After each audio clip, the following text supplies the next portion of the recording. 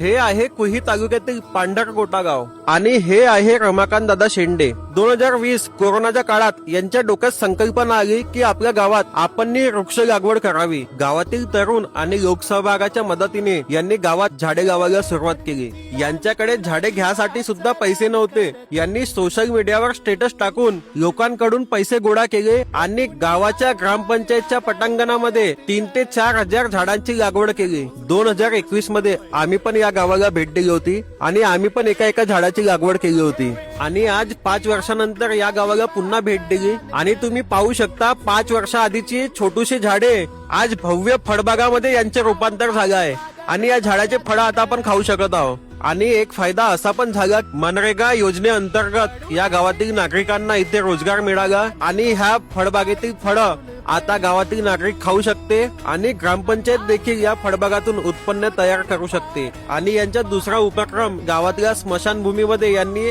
आंब्याच्या झाडाची लागवड केली आहे. इथे भविष्यात येणाऱ्या 5 ते 10 वर्षात आंब्याची बाग तयार होऊन ग्रामपंचायतीला आणि गावातील नागरिकांना याचा फायदा होईल.